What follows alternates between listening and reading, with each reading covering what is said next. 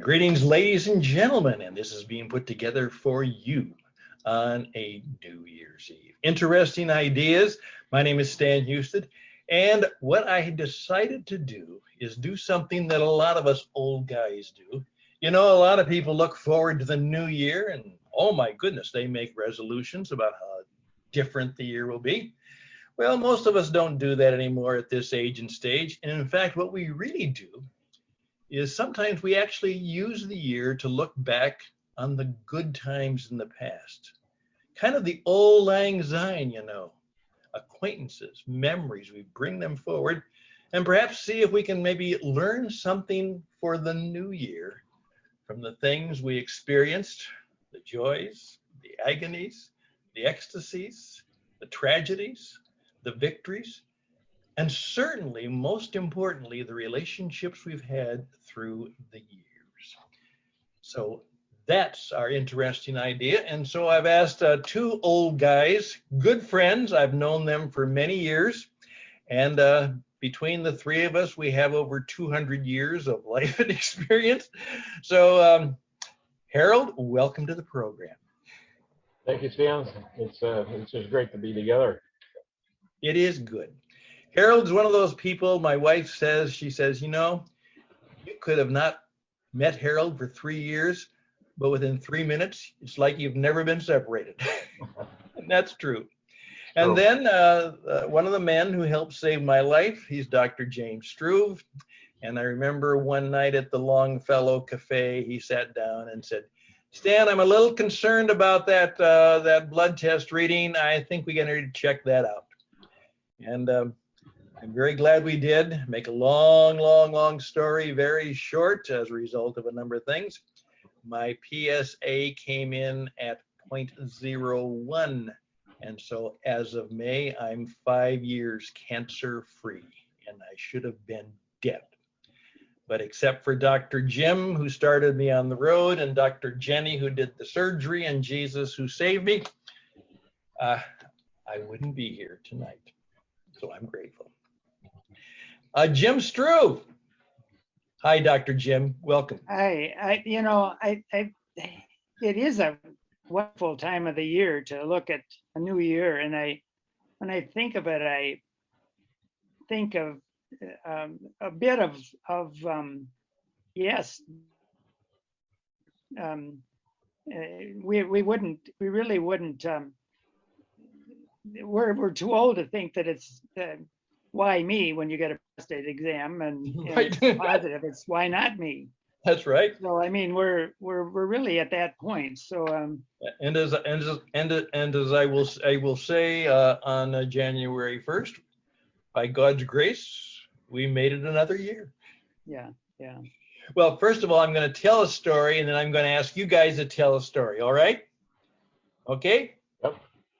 Many years ago, when I was young and stupid, I had a quarrel with my dear wife Karen, and what it was is whether she threw me out or whether I left, I stomped out of the house on a cold Minnesota day. Not knowing what to do, I walked down 3 blocks to a church, which obviously was having a service on Sunday morning, and it was warm, so I went and sat in the back and just sat there. And I noticed right away, though, that the man up in front who was preaching the message, there was something there different, some energy and power. And at the end of the service, he comes back as he does, and he stops and he sees this kind of young man there, and in effect, he preached the gospel to me in the next few words. He looked at me and said, I think you need a friend. How did he know that? And that was how I met Pastor Carl Johansson. And that incident changed my life. It saved my life. It saved my marriage, because going from there, a long-term relationship developed. And part of the reason I called my friends together is because essentially a week ago was a sad day for me because every Christmas Eve is somewhat sad because, Jim, you know this, you were there. It was on a Christmas Eve that Pastor Carl Johansson passed away. It's over 20 years now, isn't it, Jim? Stan, I actually don't remember when Pastor Carl passed, but I knew him well, and Now, I know it was I Christmas was Eve. I remember that well. yeah, in that whole process. So yeah, it was it brings back memories of how how much motivation he had in his life for for other people. Well, what I'd like And to do is, I just told people how I met him. How did you guys meet him? Tell me about some of your first and well, I was a young doctor, and I married one of his my spouse Carolyn is has been in his parish for okay. years. She grew up there, and so I his wife Alice invited me over for lunch after church one afternoon, and we became interested in talking about the concept of whether faith in life, whatever that faith is, whether you have a faith and it does it cause you to be healthy. Oh, So so that's how it you got met. me going and got me excited about the fact that as a young physician that there would be some connection between what I believe, my faith, and what keeps me well. Perhaps even we started talking about, well, how does going to church affect your health? So those are one of the pieces that brought his profession into mine, and we started talking Okay. about that for a long Well, period of time. it's amazing how things happen if we marry the right woman. Harold, how did you first meet Pastor Carl? Well, I was working as a college administrator, and my wife and I were kind of out there looking for a church.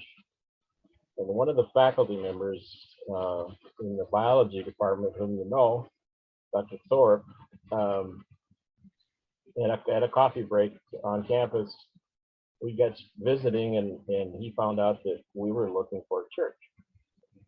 And he said, why don't you come on out and visit Trinity? And so we have really a wonderful pastor, and maybe you'll find a home there, or maybe you'll like it. So, and we were really open to a suggestion, and so we did. We went out and we walked in the door, and you could just, I don't know, I just sensed something different because it just seemed like there was a pulse there, a real lively, there was an atmosphere that was just kind of, I don't know, it just felt warm and welcoming. And so, Harold, I haven't experienced it any other place quite like that. Right, you are so right. yeah, it's that thing where it's really hard to put your finger on it in terms of what are the words to describe it, but you know it when you find it. Right. And anyway, so the service began, and there was obviously there was a lot of people there, and that Yeah. was appealing, so that there was an energy, and then he started preaching, and I will never forget it. It was powerful in the sense that it had such a solid ring of truth to it. And Sylvia and I had been out looking, so we had been in different places, and none of them were bad places to be, but Mhm. we were just looking for that place where it would click. And I looked over at Sylvia, and she looked back at me, and I said, "I think we found the place." And she nodded yes.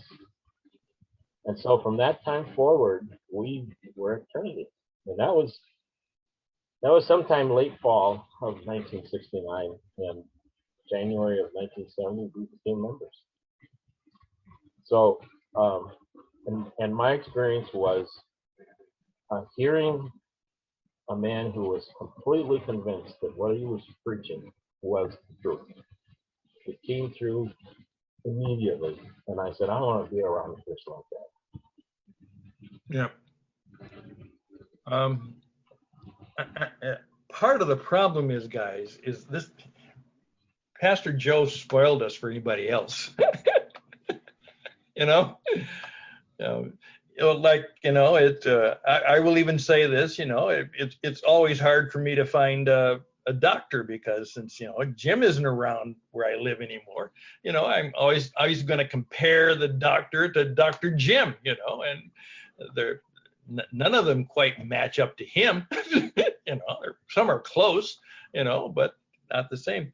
And I guess that's what I wanted just to share, because my heart is I would very much like that the very legacy of Pastor Carl Johansson be carried on. And Harold, could you were the one who told me a little bit more about some of the greatness of just the expressions of how he stood there in the pulpit and how he spoke. Can you reminisce a little bit about that experience of that man? I remember he got off his knees he prayed on his knees during the prayer, and he strode up to the pulpit, and it was like he brought us into a new world. Yeah, and that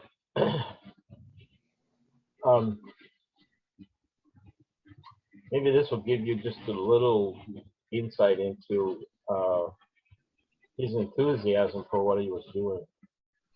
And by that, I mean he was absolutely enthused about being able to preach the word of God. And I remember the first time I heard this, I'm afraid I may have laughed out loud. But he stopped in the middle of his point, and he looked at all of us sitting there, and he leaned over and said, "Now, isn't that good news?" Yes. And so if I were to just kind of roll forward, in terms of what are my takeaways for being under his ministry, there were three things that I took away from, well, technically four things. The first thing was he would always say, now I've told you my understanding of the word. Now you go home and you pull up the word and read it yourself. Pull out your Bible and see if I'm right. He never told us what to believe. He just exposited the scriptures and left it up to us to really verify it. And I loved that kind of intellectual freedom. So then, three principles that I have taken and used in my life for the last, 50 years. The principles were, number one, the scriptures, the Bible, is the standard for truth and life. Number two, the scriptures always, no matter where you start or you can finish, they always point to Jesus. And the third thing is the scriptures interpret themselves. So it doesn't matter where you start. If it doesn't feel like they're interpreting themselves, you just haven't read long enough. And you need to keep reading. And those three principles have guided my thinking ever since. I mean, it guides my thinking for when I hear others preach or talk or present. And the thing that I so treasure about those things is those are tools that Pastor Johansson gave as part of his ministry.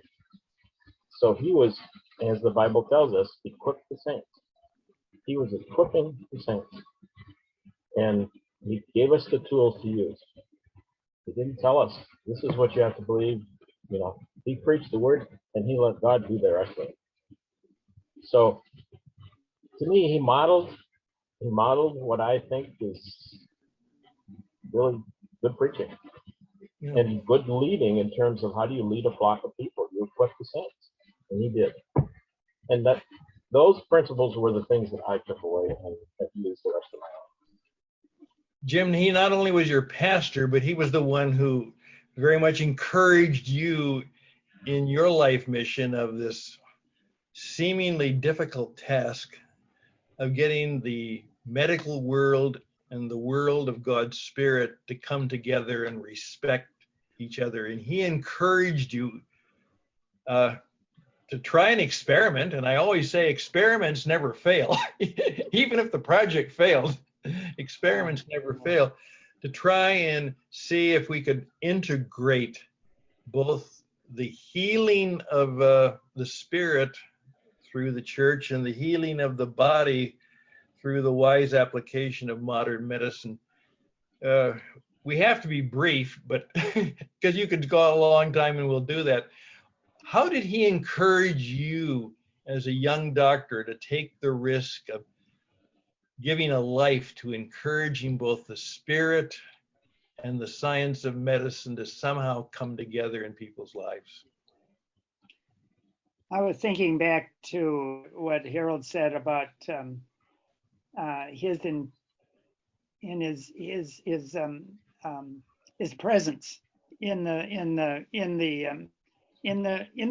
service, and it almost was it was a very compelling presence, almost as if a participant in something pretty big, and this is what I want to commit to, and an enthusiasm was there, and he was one of these people that it was an experiment in doing God's work.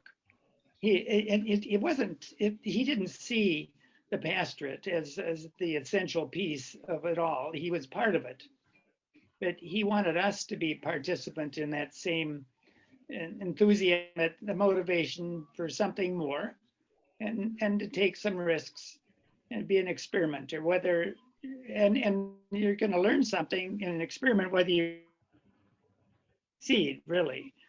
And he actually said, well, why don't we figure out how to do that? How does faith keep people well? And You it's know, just and that taken is so, science, and Stanley, it's taken science all these years to come to grips with the fact that intuition and and faith is a key component to keeping people well. And now we're having to start to defend ourselves, or that the science is starting to have to defend themselves about that's right. Yes. why they're different, why there's a supernatural and a natural, why there's dualism of how to interpret what's going on. You know, and I'm so glad you mentioned that too. The very sense of his presence, like Harold saying when he leaned forward and said, "Isn't that good news?"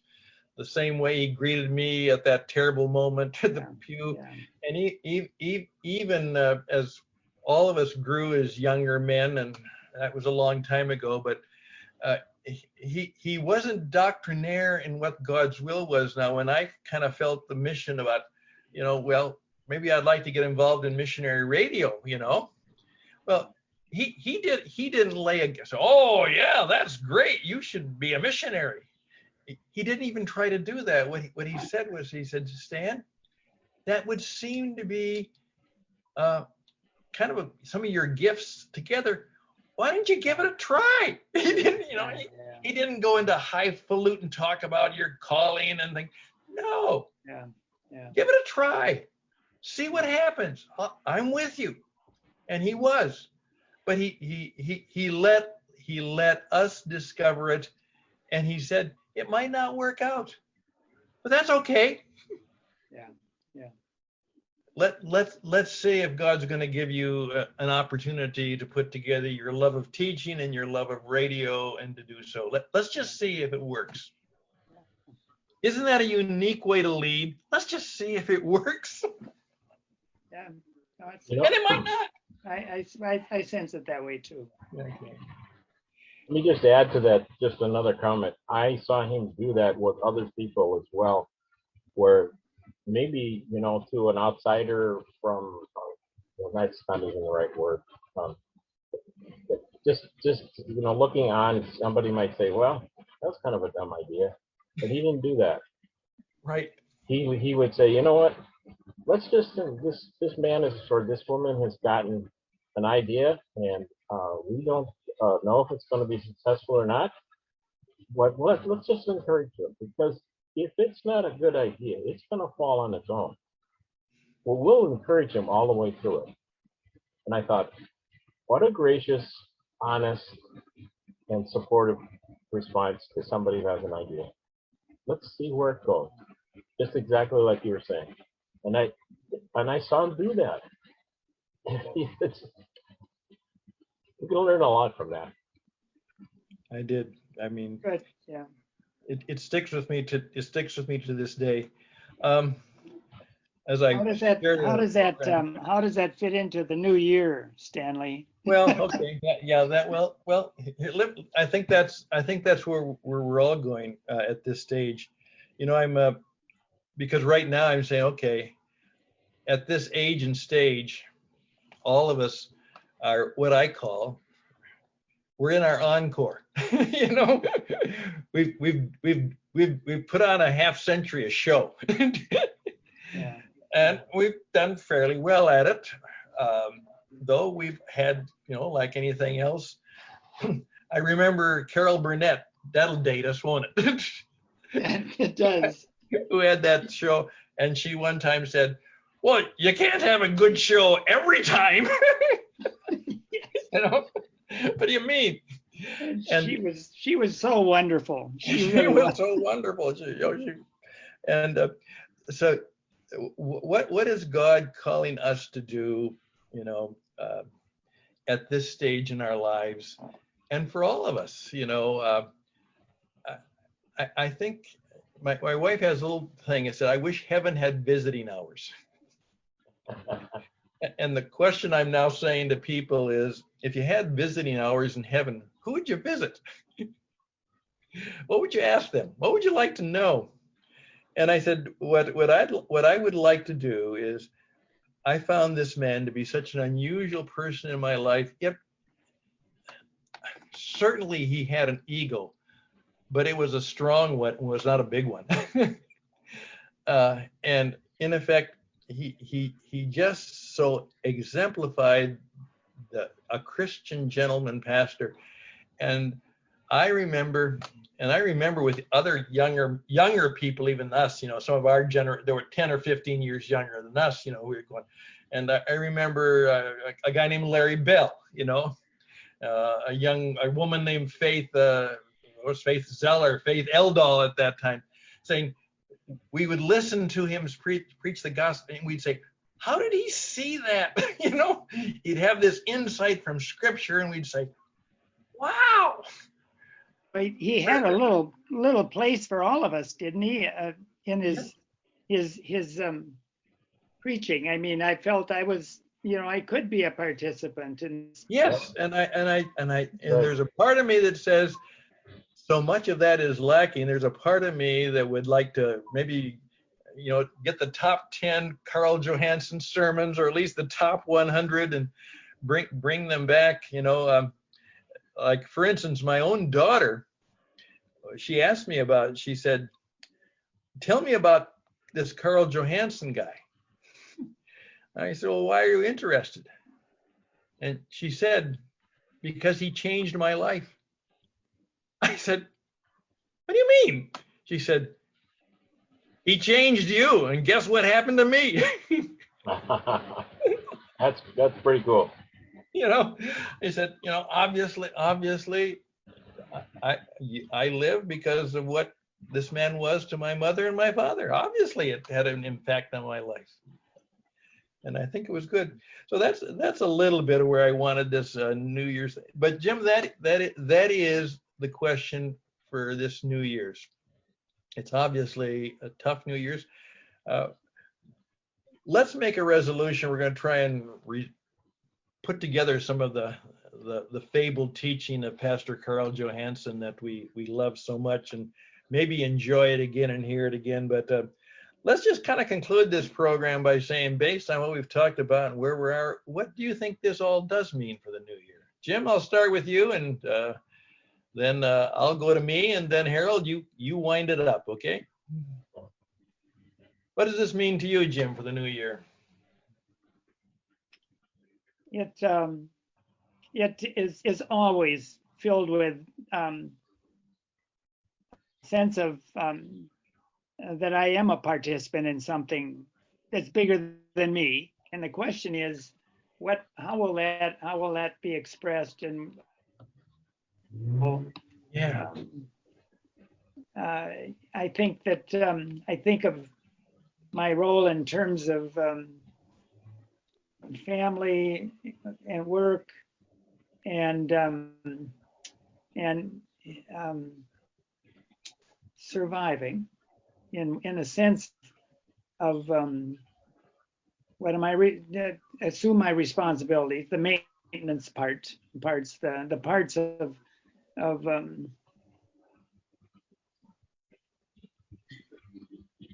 being present to the people as much as I can, particularly my family, particularly the people around me, people where I work, people where I live, and good friends.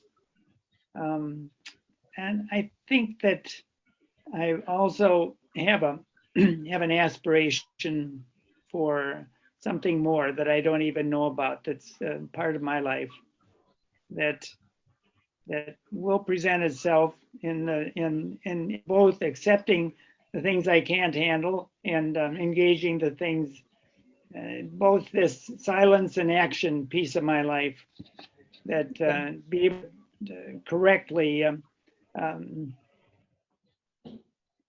You're going to walk look at, great yeah, in the look at mystery of not so much 22. What I'm doing, but more the fruitfulness of it, and more of a sense of how is he using what's my role in his purposes. Yeah. Well, and then I think part of what has come to me is more and more because Pastor Joe, of course he'd said this, but that's what pastors are supposed to say. He talked about the power of prayer. But when you're young, you say, okay, sure, yeah, but it's up to me. I got to create my own destiny. We're gung ho. We're hard driving men. We're going to make things happen. I think more and more I've come to see that I know that Carl Johansson was prayed for, and he asked for prayer.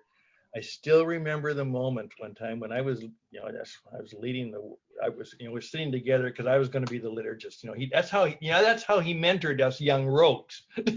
He made us participate in the service. Yeah, that's what he did to it.